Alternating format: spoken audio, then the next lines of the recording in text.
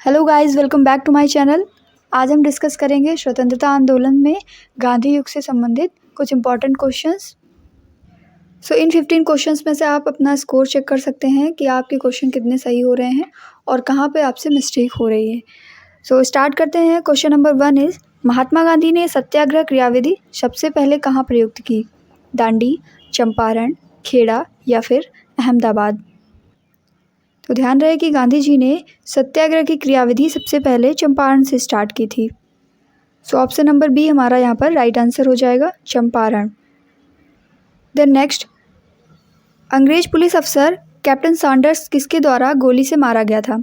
बटुकेश्वर दत्त, रामप्रसाद बिस्मिल, चंद्रशेखर आज़ाद या फिर भगत सिंह। अंग्रेज पुलिस अफसर कैप्टन सैंडर्स जो है भगत सिंह के द्वारा गोली से मारा गया था। Option number D is the right answer. Then question number 3, जय हिंद का नारा किसने दिया था? सुभाष चंद्र बोस ने, जवाहरलाल नेहरू ने, मोतीलाल नेहरू ने या फिर महात्मा गांधी ने। तो जय हिंद का नारा दिया था सुभाष चंद्र बोस जी ने। Option number A is the right answer. Then question number 4, निम्न में से किस वर्ष में मुस्लिम लीग ने एक पृथक राष्ट्र का संकल्प यानी पाकिस्तान का प्रस्ताव स्वीकार किया था? ऑप्शन है 1907, 1922, 1931 एंड 1940। तो 1940 में मुस्लिम लीग ने एक अलग राष्ट्र का संकल्प यानी पाकिस्तान बनाए जाने का प्रस्ताव स्वीकार किया था। देन क्वेश्चन नंबर 5 इज, वर्ष 1947 के बाद निम्नलिखित में से किस राज्य को भारत संघ में सैनिक कार्यवाही द्वारा बलपूर्वक मिलाया गया? हैदराबाद, कश्मीर, पटियाला या फिर मैसूर। तो हमारा राइट आंसर है यहाँ पर हैदराबाद। देन क्वेश्चन नंबर 6, किसने कहा था तुम मुझे खून दो मैं तुम्हें आज़ादी दूंगा? तुम मुझे खून दो मैं तुम्हें आज़ादी दूंगा, ये स्लोगन किसका था? सुभाष चंद्र बोस, अरविंद घोष, चंद्रशेखर आज़ाद या फिर भगत सिंह। तो ये स्लोगन जो है सुभाष चंद्र बोस जी का था। Option number A is the right answer. Question number 7 is, देश बंधु की उपाधि संबंधित है बी.आर. अम्बेडकर से, चित्तरंजन दास से, विपिन चंद्रपाल या फिर रविंद्रनाथ टैगोर से। तो हमारा राइट आंसर है यहाँ पर चित्तरंजन दास जी। इनको देशबंधु की उपाधि से विभूषित किया गया था और ध्यान रहे कि ये सुभाष चंद्र बोस जी के राजनीतिक गुरु भी थे। और यहीं पर अगर बात करें कि महात्मा गांधी जी के राजनीतिक गुरु कौन थे, तो गोपाल कृष्ण गोखले जी महात्मा गांधी के राजनीतिक गुरु थे। देन नेक्स्ट क्वेश्चन, कांग्रेस का 1929 का अधिवेशन जिसमें पूर्ण स्वराज्य का लक्ष्य घोषित किया गया था, ये कहाँ पर हुआ था? मुंबई, कलकत्ता, लाहौर या फिर मद्रास। तो ध्यान रहे कि कांग्रेस का जो 1929 का अधिवेशन हुआ जिसमें पूर्ण स्वराज का लक्ष्य घोषित किया गया, वो लाहौर में हुआ था। Option number C is the right answer. Then question number 9 is, Congress ने भारत छोड़ो आंदोलन का प्रस्ताव किस वर्ष पारित किया था? 1940 में, 1941 में, 1946 में या फिर 1942 में। कांग्रेस के द्वारा जो भारत छोड़ो आंदोलन का प्रस्ताव पारित किया गया वो था 1942 में। Option number D is the right answer. Question number 10, Subhash Chandra Bose ने सिंगापुर में दिल्ली चलो का नारा दिया। ये नारा इन्होंने किस सन में दिया था? 1942 में, 43 में, 44 में या फिर 45 में। तो हमारा राइट आंसर है यहाँ पर 1943 में। Option number B. और यहीं पर अगर बात करें कि सुभाष चंद्र बोस जी को नेताजी किसने कहा था, तो ये कहने वाले थे एडोल्फ हिटलर।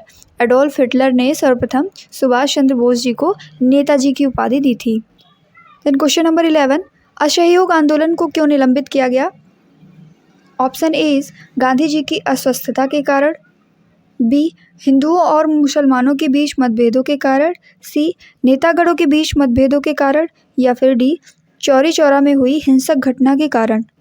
हमारा यहाँ पर राइट आंसर है option number D, Chauri Chaura में हुई हिंसक घटना के कारण असहयोग आंदोलन को निलंबित किया गया था।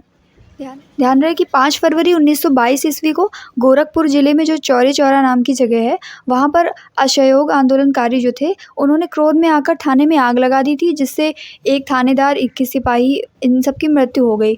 और इसी घटना से दुखी होकर गांधी जी ने 11 फरवरी 1922 ईस्वी को असहयोग आंदोलन को स्थगित कर दिया था।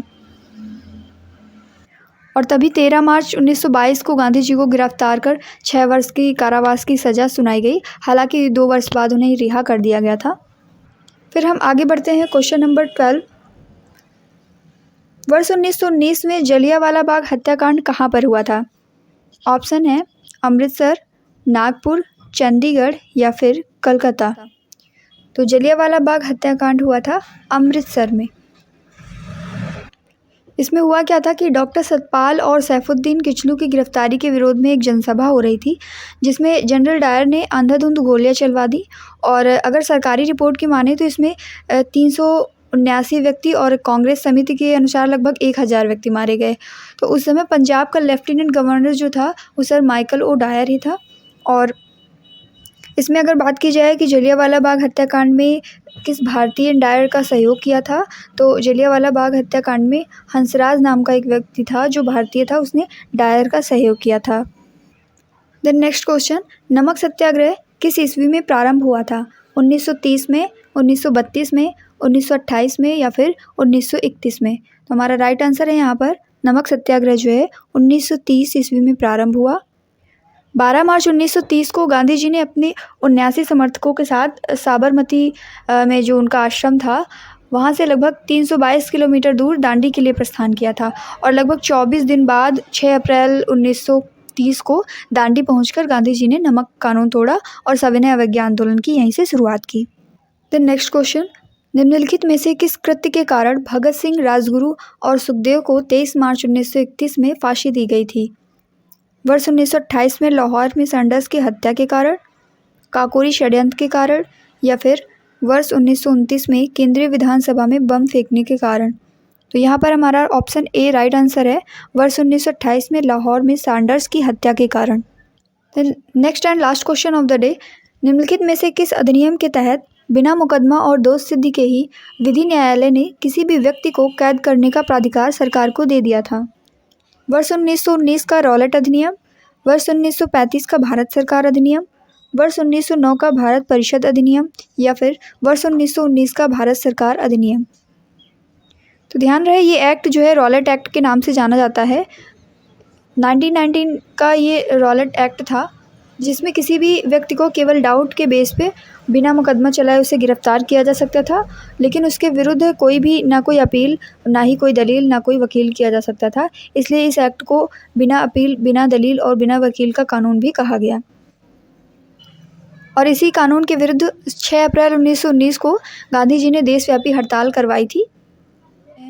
तो ये सभी गांधी युग से रिलेटेड जितने भी आंदोलन हुए हैं और महत्वपूर्ण घटनाएं हैं, ये एग्जाम पर्सपेक्टिव से बहुत ही इंपॉर्टेंट है। आज के इन 15 क्वेश्चंस में से आप अपना स्कोर जरूर बताएं कि आपने कितना स्कोर किया। तो एग्जाम ओरिएंटेड ऐसे ही इंपॉर्टेंट वीडियोस के लिए हमारे यूट्यूब चैनल को सब्सक्राइब करें और बेल आइकन को भी प्रेस करें ताकि टाइम टू टाइम आपको वीडियोज़ अपडेट मिलती रहें।